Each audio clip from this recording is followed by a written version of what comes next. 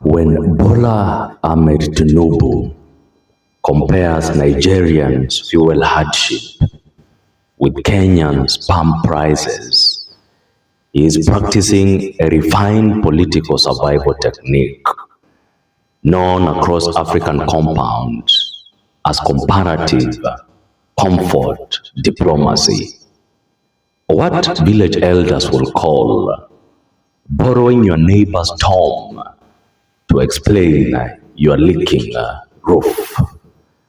Tinubu is basically telling Nigerians that yes, we are suffering, but have you seen those people over there? I want us to unpack this political moment with practical wisdom and some bit of humor. When fuel prices rise, citizens expect solutions. Instead, Nigerians received a continental comparison chart disguised as reassurance.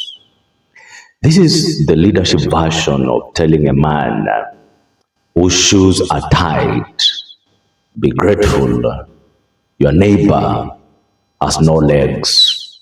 Technically correct, emotionally dangerous. Imagine a mother telling her children that yes, ugali or jollof is small today, but the neighbor's child is chewing air. The child remains hungry, but now feels guilty for complaining. Hunger plus guilt is not development policy. It is emotional budgeting. Nigerian elders were right when they said that the lizard that fell from the high tree said it praised itself because no one else would. By comparing Nigeria to Kenya's fuel prices, the Nigerian government is effectively praising its own landing, even while citizens are still checking whether bonds are broken. You see, Nigeria and Kenya are already competing in almost everything. Jollof supremacy. Jollof is Nigerians' favorite meal, and as Kenyans, we don't even like it. Ugali supremacy. Nigerians love our ugali, but they can't do it like us. Tech innovation bragging rights. M-Pesa is a testament to how innovative Kenyans are. Nigerians can't beat Kenyans when it comes to innovation. Music exports, no doubt, Nigerians are doing slightly better than Kenyans. Airline confidence level, do Nigerians even have airlines? Witches don't need airlines. They can appear in Kenya, con Kenyans, and the next second they're in South Africa, conning South Africans, and the next second they're in Australia, conning Australians. So bringing Kenya into the fuel conversation is like turning inflation into AFCON group stage commentary. Instead of, here is how we will fix fuel prices, the message becomes, scoreboard says, we are still ahead of Kenya. You see, Nigerians didn't ask for a scoreboard. They asked for petrol. Imagine two farmers both lose crops to drought. One farmer says, yes, my maize died, but yours died faster. Congratulations.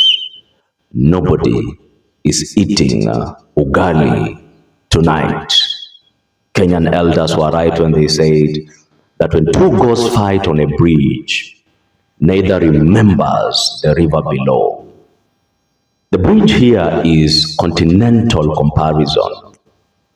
The river below is actual household suffering.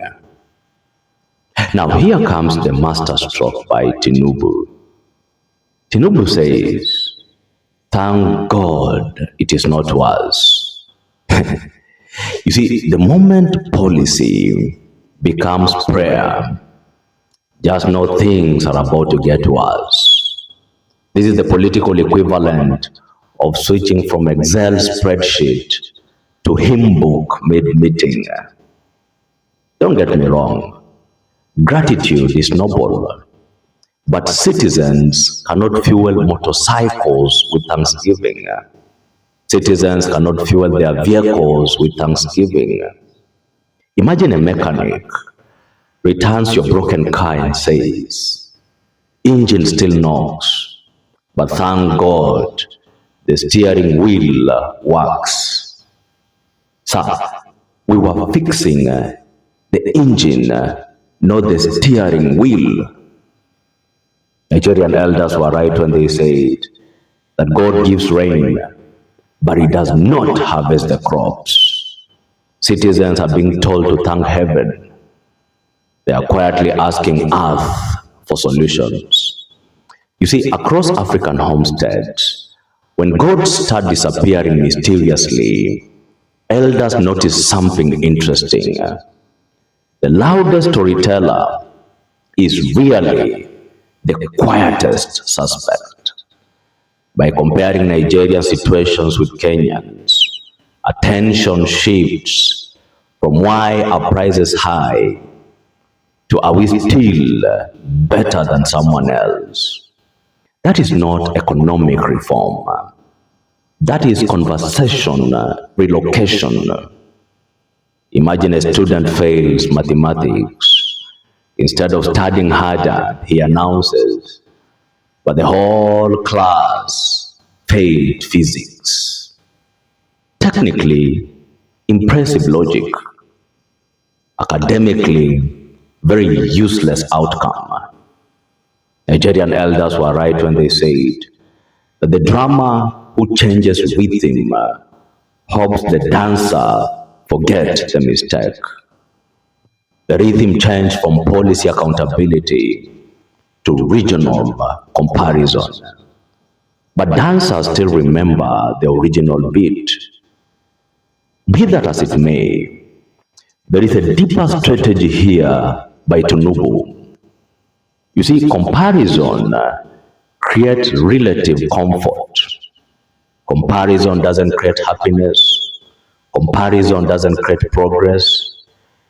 It only creates relief that someone else is suffering more than you. It is the emotional version of we are stuck in traffic, but at least we are not the bus that overturned. Comfortable, slightly comfortable. Arriving faster, not at all. Kenyan elders were right when they said that the man whose heart leaks smiles when thunder strikes his neighbor. But you see, the rain continues falling. Eventually, both hearts are going to need repair. Now, what is the continental risk of comparison politics? Here is the hidden danger of this strategy by Tinubu. You see, today Kenya is the comparison target. Tomorrow another country compares itself with Nigeria. Then another compares itself with both Kenya and Nigeria. So now Africa becomes a competition of suffering rankings instead of solutions. So now Africa becomes a competition of suffering rankings instead of development. So now Africa becomes a competition of suffering rankings instead of innovation. I want you to imagine for a moment, three brothers argue about whose shoes are the worst.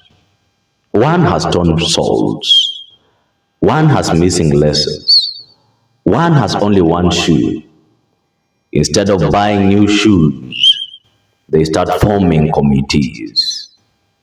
The bottom line is, President Tinubu's message follows a classic survival proverb of political leadership. If your cooking pot is burning, point at the neighbor's smoke. It buys time, it creates perspective, it reduces immediate anger. But as elders in Kenya wisely remind us, no matter how loudly the rooster crows about sunrise, people still check whether there is tea. You see, citizens appreciate perspective, but at the petrol station, perspective does not reduce the price per liter. Eventually, as every market woman knows, comparison fill conversations, solutions fill tongues. As Africans, we want solutions, not stupid comparisons. My name is BKT. If it is your first time here, make sure to follow this channel and to subscribe for more political analysis.